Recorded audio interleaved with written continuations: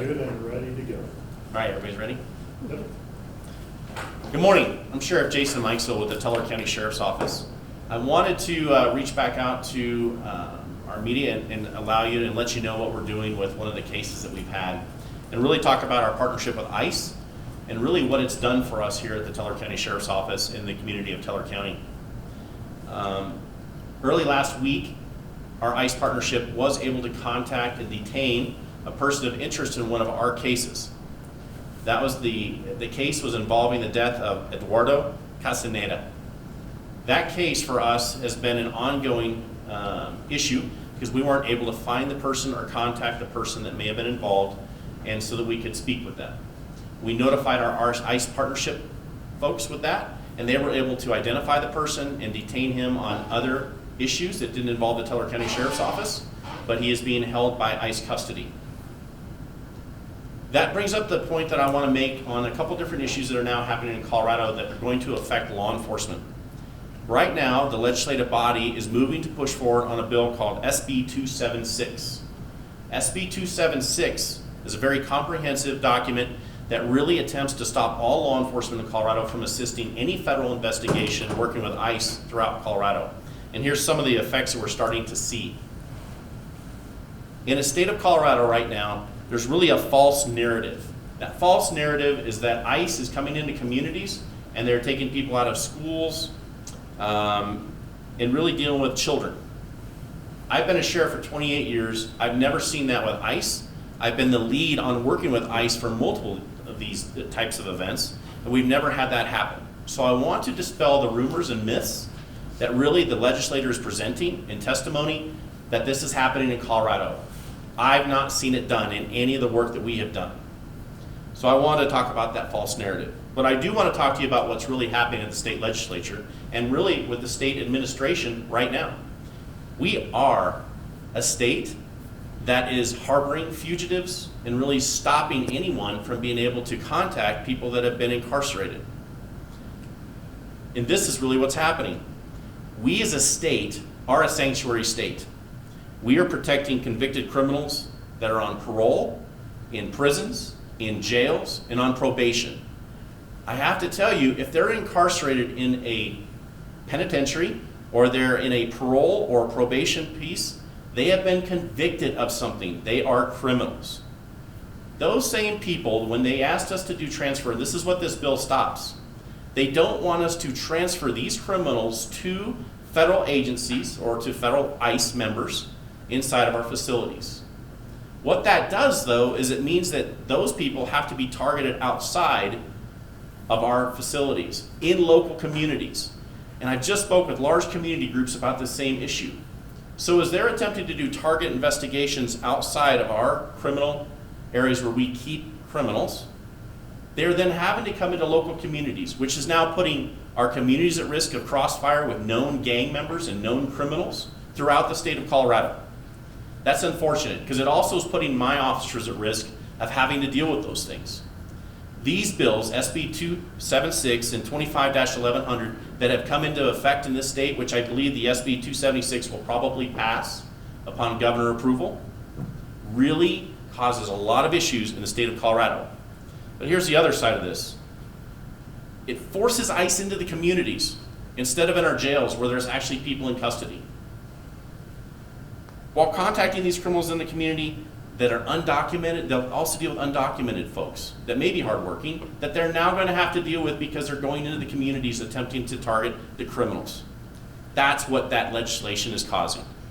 And I know our state legislators want to protect people, but really what they're doing is they're protecting only the most dangerous of criminals throughout Colorado. Again, our state legislator and administration, you're protecting criminals, rapists, homicide suspects, people that target and prey on the elderly for financial gain, human trafficking suspects. All of those types of people that do exploitation of children and sexual assault on women is who you are actually protecting through these bills. I don't know how to say it enough or how many times it has to be said, but that is really what you're doing.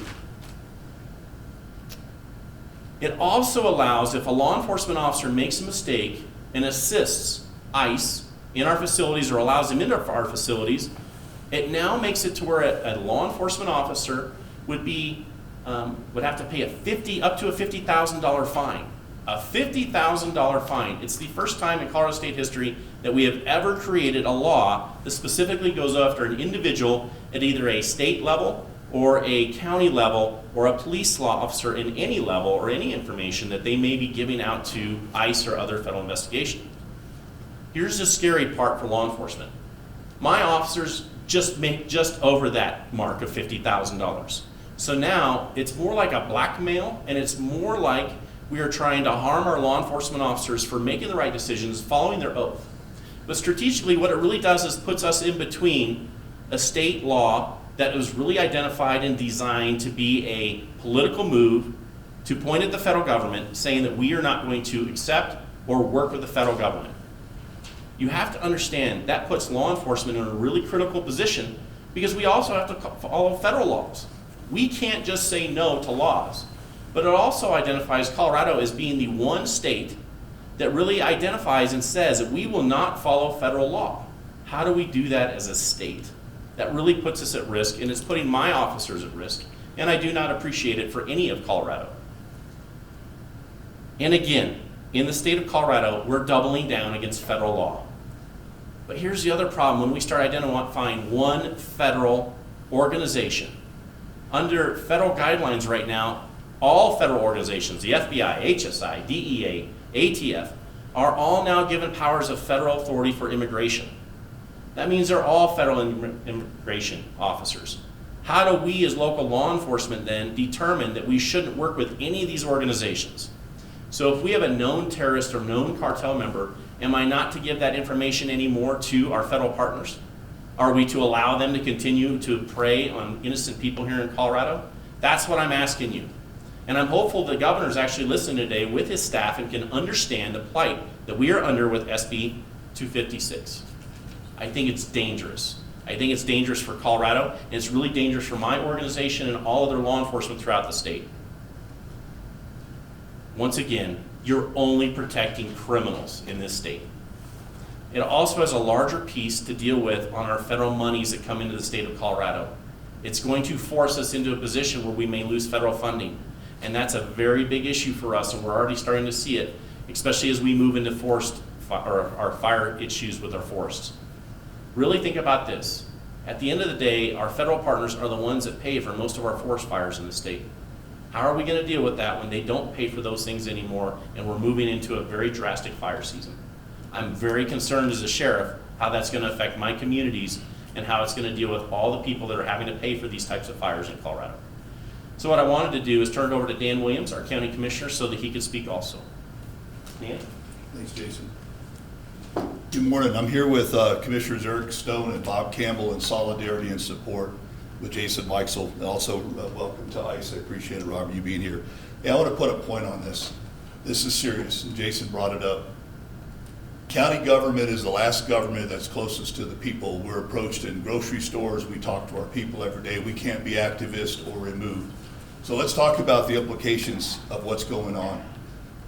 I swore an oath to the Constitution of the United States, state of Colorado, and to obey state laws, just like the administration, just like our activist legislature did. By the way, it's the same oath that I took when I was a soldier for 30 years.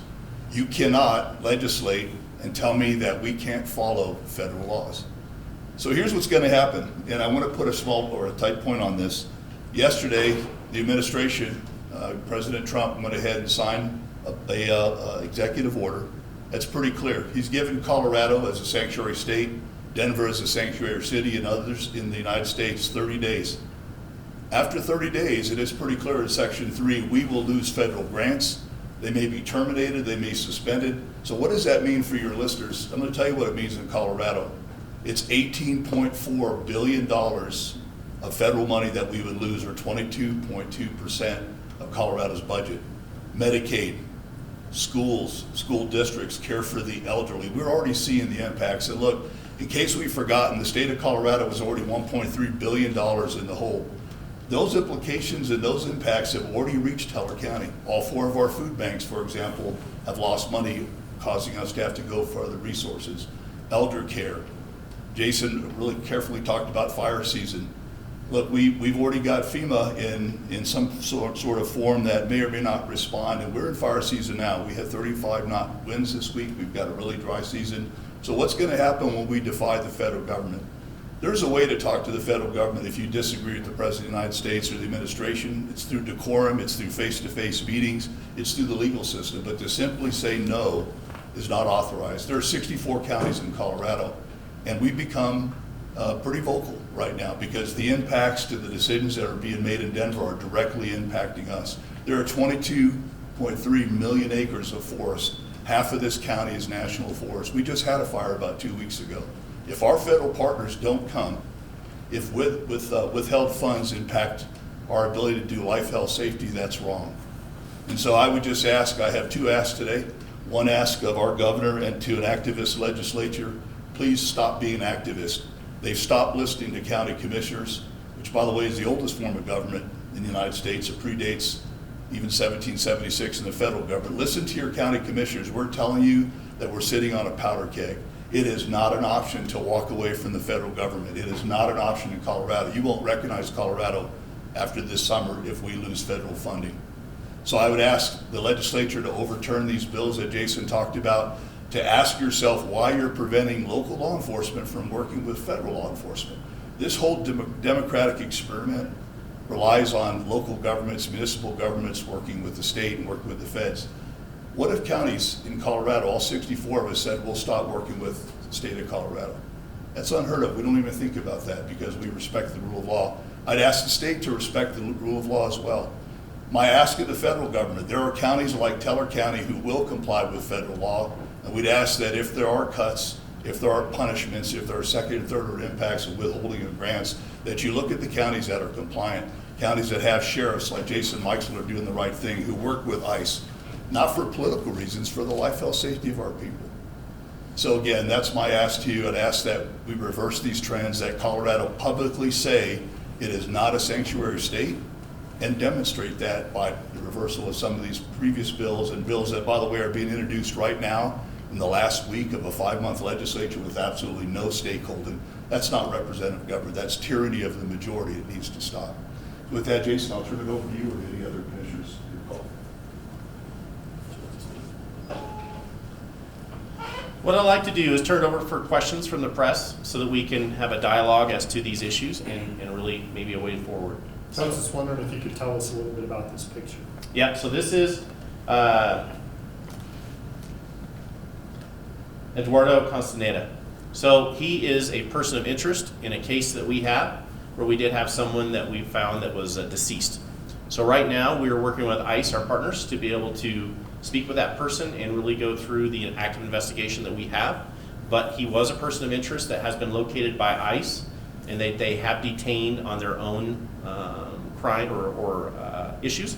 So right now we're working with them closely. But if I did not have that federal partner to be able to locate that person, we would not have located him. And I think that's very important to understand. Without their investigation and their capabilities, we would have still been looking for this person to have those discussions with about a person of interest about our case. Sheriff, so he's being held in ICE custody right now. Is he going to be deported before the investigation concludes, or are they going to hold him until you guys are able to finish your investigation, and if that possibly leads to charges? You know, I actually have an ICE representative today, Robert Coltrip, who's a good friend and then has been a partner to the Teller County Sheriff's Office and agencies across the state for multiple years. And I'll ask him to answer any questions he could. Sure. First, I'll start with, my name is Robert Coltrip. I'm Assistant Field Office Director for Immigration and Customs Enforcement here in Colorado. I primarily oversee enforcement operations in southern Colorado, which brought us to our relationship with Teller County. I want to thank the Teller County Sheriff, Jason Meixel, for having unwavering support of our mission when it comes to public safety efforts. You know, this is a primary mission of our agency. So as we move towards your question, Sanchez Chavez was arrested by one of my teams in southern Colorado because we knew he was a subject of interest. We also had our own immigration reasons in order to arrest or target this individual, because our agency targets individuals who are non-citizens, not in the country legally, that have no lawful status, and are amenable to removal. We have to establish PC as well, right? So we had PC, we arrested the individual. He is now in our detention facility, and he is available for questioning from our local partner. I'm not sure what the specifics are on his case as far as immigration is concerned, but we will keep them there as long as it takes for our partner to communicate with him without violating his due process. Because due process is important in these cases. Everyone that we do arrest is afforded due process. They go to either an immigration judge to plead their case, they're allowed representation, and then if a judge orders them to be removed, we execute that removal. That's part of our job. If the judge gives them a benefit or grants them a benefit, then there's another process in which they have to abide by in order to adjust status. But I would like to just say over and over again, to dispel the rumors of due process, that is not true. We afford due process to everybody that's in our custody per the law. And, Hopefully that answers your question. It does. I have another question, more about the raid that just happened in Colorado Springs this weekend. I know the DEA said 114 people were detained by ICE for being in the country illegally. Mm-hmm. Do you have any update on where those people are and kind of what their status is? I know ICE told us over this weekend they're still being processed. Yes, I can give you minimal information on that action because that's an active investigation with the DEA. But what I can tell you is we were part of the investigation and the action, right? We were there on scene. We took roughly 100 into custody. I don't know what the exact numbers are, but we can circle back after this and I can get you in touch with our PAO to get that exact number. But we took roughly 100 people into custody. But I would like to emphasize that event because that's a perfect example of collaboration amongst federal, state, and local partners, right? We're stronger together, we're more effective as a unit when we work together in order to keep our communities safe and focus on our public safety mission. And that's a perfect example of what's at stake if additional legislation is changed or is passed on top of the current legislation that already limits our cooperation and ability to work with state and local partners. Is the state at this point, now that he is in your hands, is the state law hindering your guys' investigation and what you can and can't do at this point? With this individual here? Yes, and the ones taken into custody. No. Once they're into our custody, the state does not bar us from anything once they're in our custody. But I can review two pieces of legislation that currently do prohibit, cooperation with local and state entities. So first is House Bill 191124. So when that bill was passed, it specifically targeted our detainer process. So I'll explain that process to you so that you understand. As far as ICE is concerned, when somebody is arrested, say in the Teller County Jail, I'll use this example, and during the booking process, it's determined that they are not born in the United States. That's a trigger to initiate communication with us, to initiate our investigation, right? We're going to use a myriad of databases, an interview in order to determine alienage or their citizenship, their status in the country, and their removability. Those are the elements that are required for probable cause to make that arrest. Okay? Once that is done, we would like to place a detainer with a warrant of arrest with the county jail. Once that individual is done with either their criminal proceedings or post a bond, we request that they notify us and give us time to respond to the jail in order to make that arrest in a custodial setting. It makes sense. It's better for the safety of our officers, it's better for the safety of the subject that we want to arrest, perform our enforcement action on, and the community as well, right? It's just common sense. So we prefer to do that. It's called our criminal alien program. That's our program that initiates those enforcement encounters, right? So the legislation targets that program. And right now, as it's written, we can place a detainer with the county, but when it's time for them to release, they notify us and they have to release them on their normal time frame, which is sometimes 30 minutes, an hour, 2 hours, depending on the workload or whatever the variables are in the county. And I'll let the sheriff explain that if when he gets an opportunity. But it doesn't allow us to safe custodial transfers, very limited. If we get here in time, we get them. But if we don't, they're released to the community. Some counties allow us to go into a custodial environment, others do not. Denver County is an example of that. And it was mentioned in congressional testimony on the Hill when we had to wrestle a TDA member in the parking lot after being arrested and released into the community. Because we're going to do our job. Public safety is important to us. We're going to get there when we can get there. But the law prohibits that. And then I want to get into the specifics of the probation element. So what the state has done is it's created a shield for individuals that have gone through our judicial process after an arrest with a conviction, and it's barred probation from sharing personal information with us and assisting us with a collaborative effort to make an arrest. It is creating sanctuary for an individual that has committed a crime outside of entering the country illegally. That's a secondary crime, correct? I think we all agree with that. Then let's look at Senate Bill 21-1100, which limits the exchange of PII from state employees with federal immigration officers in regards to our enforcement actions. That bill has limited the Colorado State Patrol, Colorado Department of Corrections, and parole. So prior to that bill, if an individual was arrested, gone through the judicial process, convicted of a crime, and sentenced to the Department of Corrections, they would notify us if we did not have an active detainer on them, if during their we're working through the biographical information that this person may have, they would notify us, initiate an investigation, and if we had PC, we'd place a detainer and a warrant of arrest. They would notify us of a release, and we would pick up that person when he releases, when he completes his time or is granted parole. Now that doesn't occur because they can't share that information with us. And we've seen a drastic decrease of apprehensions and enforcement actions with collaboration of the Department of Corrections since that bill came into effect, I believe, January 1st of 2022. Don't hold me to that. But yeah, early 2022. And we've seen a significant decrease, I think of roughly 70 or 60%, but I can get you these exact numbers after this. So again, someone that was convicted of a crime went to DOC and we can't collaborate to pick them up before they're released to the community. Let's take it a step further. Now they go to parole. Now that when they're on the parole, we somehow determine that this person is in our community. We can't reach out to parole for collaboration, right? It's just not common sense. So the agency had to pivot. And to go back to what Sheriff Mikesell has said, we're going to do our public safety mission. So we pivoted to focusing our assets into the community. So instead of picking people up in a secure environment, which makes sense, we now send an enforcement team of 5, 6, 7 individuals into the community in order to find our target. That means that puts our officers at an additional risk. It puts our subject at an additional risk and members of the community when it all could have been handled in a secure setting. Does that make sense? Thank you. I've got another question for you. This is kind of going back to the raid in Colorado Springs this weekend, because I think it is a good example of kind of what you guys are talking about, the cooperation or collaboration, right? And we're just curious, I guess, how were you guys able to figure out so many illegal immigrants were in there so quickly?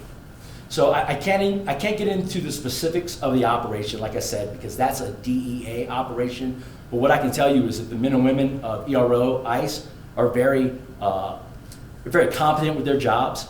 And when we deploy our force in order to assist, we could accommodate their needs in order to triage those individuals, establish PC, and make those arrests. Yes, ma'am. Yeah, it seems like that bill, if an officer here, one of the sheriff's officers, would be scared to go out into the community to somebody he knows, because he might get a $50,000 fine, right? I mean, so already. Are you talking about the new bill that's proposed? The bill if it passes. I'll leave that to the sheriff. I'm not really familiar with all the intricacies of that bill. I can speak about what is passed and how it affects us. I can give you ICE's perspective, but what's forthcoming, that's outside of my lane. Now, I'm not sure about kids in school. I'm not sure that they're not going into the schools, ICE, in Denver at least, and they're not here. As far as my knowledge, we have not been into a school to arrest a child. The kids are scared to death, is from what you read, and parents are scared. Well, I'll let the sheriff answer that. I can talk about enforcement things, but our policy allows us to make arrests in those areas if we have a target of interest. Again, we prioritize the worst of the worst and public safety threats, and that's what our agency does. Do you sometimes feel isolated, your agency, from like local law enforcement with all these things that the state's put on you? Has the whole landscape changed over the last few years? Sure, that would be more of an opinion question that comes from you, which I won't go down that road. But yeah, it does make it tough. And to expand upon that, I'm a congressional liaison officer for ERO as well, and I've spoken to many congressional members. And one of the things I've mentioned is, the men and women of ICE are doing their job. We have authority that's bestowed upon us from Congress. We are federal law enforcement officers. And it makes it really tough when you hear the rhetoric, when you hear the false accusations, and it makes it hard on our workforce that are out there doing their jobs. They're also members of the communities, right? They're often doxxed. There's issues with their identities, people publishing their identities. And these men and women are just doing their jobs. They're doing what the government has asked them to do. They're doing what the law asks them to do. So, yeah, it can be tough at times. And can you kind of mention again, like your priorities, like you're going for high-level targets first, and then kind of like who's your number one, all the way down to like if there's illegal aliens working in the field and they're not a nuisance or public hazard, are they pretty low on your priority list at looking at them? Sure, I can talk about how we prioritize our cases, but it's not absolute, right? So when you look at our minimal workforce and what we're trying to cover, right, collaboration again with local, state, and federal partners is critical. But if you look at our workforce and what we're trying to do, we're trying to focus on those that are the biggest risk to our community, those who really, create issues in the community. Obviously felons, multiple DUIs, DUI homicide. I mean, these are just some of the specifics. But I also want people to be aware that we may arrest someone that may not have a criminal conviction yet, but there's a nexus because there may be some ties to something else, gang activity, other things that bring our attention to them. But 99.9% of what we're trying to do focuses around some secondary criminal nexus other than entering the country illegally, which that in itself is a crime, but that is not the primary nexus. Do you know if there's any more raids coming, or can you say? I can't say that. I mean, are you guys always looking though for and doing investigations? We're always active. Again, our public safety mission is very important to us, and we're going to continue to work regardless of what the state law is.